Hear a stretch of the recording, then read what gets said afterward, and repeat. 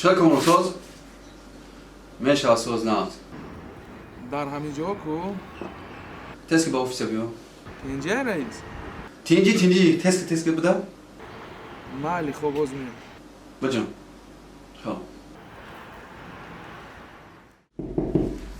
دارو ممکن رئیس بیا کامران سازی؟ نه سلامت خوب بشی چیکار کردی این کار؟ کامران این در وقتی نبودن ما چی کار پیش بردی؟ چی کارو را بود کردی؟ هیچی نه رئیس کارو رفتستم خیلی کمتر همین هفته اخیر بپروتر شده اونه که نغزه کارو خیلی از سوز رفتستم کارو چی قبی نصرینی؟ رئیس دارو السلام علیکم. سلام علیکم نزدیک شما. ساز مرحمت رحمت.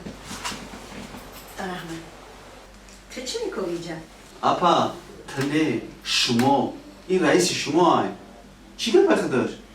بین کارگر رئیس خیلی مناسبت داد بین شما اپا جون یکم خیلی خجالت نکشین من دیگه یکم خیلی رئیس شما نیستم کامران بایگا چی میفنی؟ رئیس کلیتای اوفیس کلیتای کارخونه کلیتای ماشین همش من دیگه کار ای کردم بچه کامران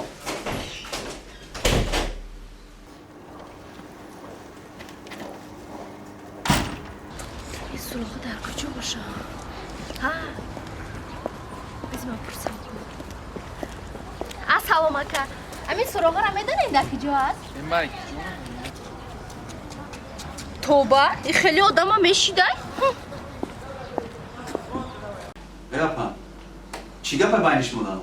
رئیس میبخشی بین ما و او بچه یک کمتر نافهمایی هست. چی نفهمیش ده؟ دختری من را دوست میداشت من ندادم دختر من.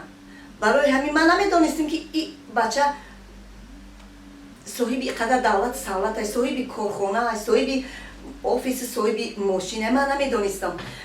برای همین بخشش میپرسم. من دختر من ندادم این بچه را. آدمی دورناکی من همه آدم بود من 6 ماه نبودم همه آدم پانی کاری مرا پیش میره بود شما نمیدونم بین شما چی گپ شده این پرابلم شما های کاری میکنی نمیکنی همین بچه را با وظیفه‌اش برمیگردونی رئیس بچه رئیس آخر ما رئیس چی خیلی که کلیتا مال خیس را برم خیمیا کلیتا انجام میگیرم کارشا پیش میبرم رئیس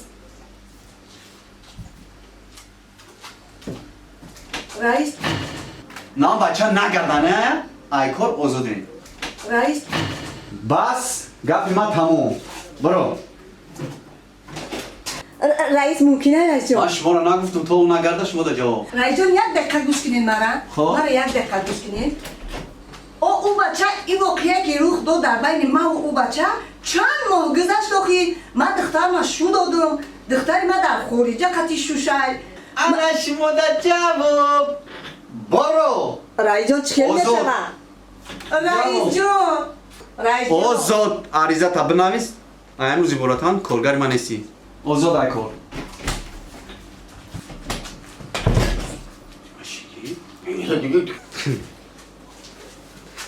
داگی جای کامران داگی جای یگان خطاگی نکه که پوستت نکنم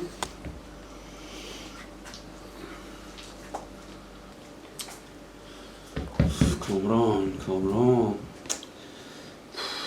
چی به تیفون من برداری بود تا؟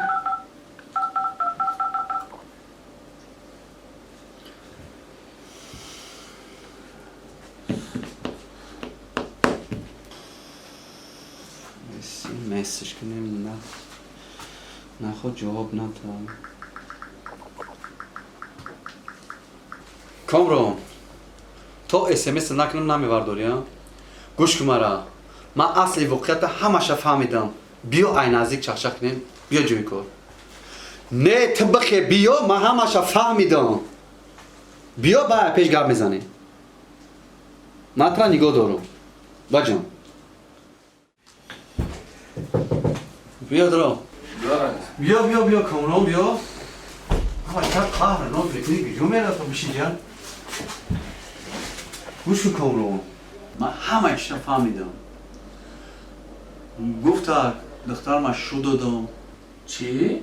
ای کار آزادش کردم شو دادای؟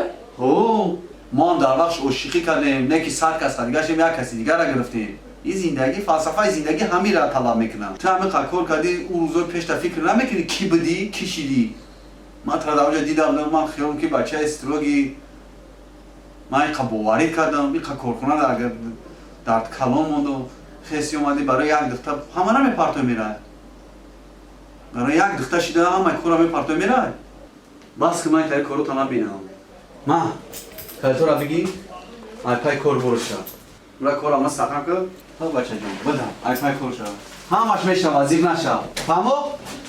فهمو رئیس من نمیدونم برو مرحبا درو سلام علیکم ممکن مرحبا چه خدمت میخواری؟ او شدیدم کار ما روی رکلام نشد کار اومدم کار در این کارخانه منه در دیگه کارخانه مرحبا ویزیتگاه کارخانه زنگ زنیم کامرون قبولتون میکنم رحمتی کلام خب سلام چه مدی خواهد خب برو اومدم خب اومد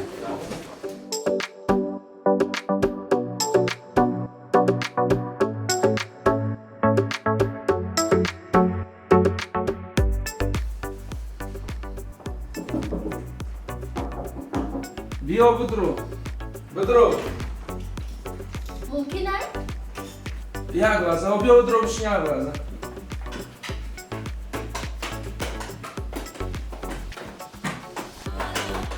سلام علیکم چی خدمت؟ همین سراغه را میدونین در کجا هست؟ مایک چی خدمت کنم؟ ما نشد کار اومدم کدام کار خیلی نفهمید این آدرس شما را یک رئیس داد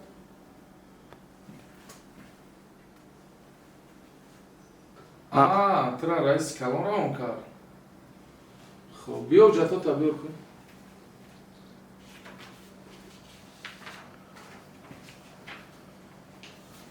ما جتای شما را میبینیم با خود ما علاقتون میکنیم سلام علیکم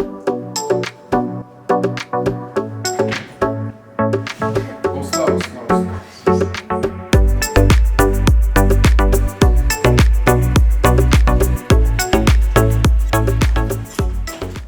عجیب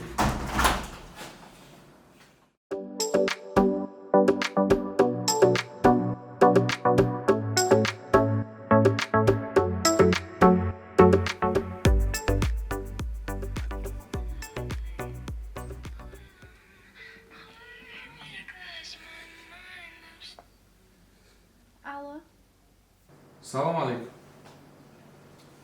رخشانه ها من رخشانه برای کار حجت سپاریدگی بدین حجتاتون رو تفتیش کردیم دیدیم میتونین بیاین شما با کار قبول شدین مایلی رئیس میتونین از بیاین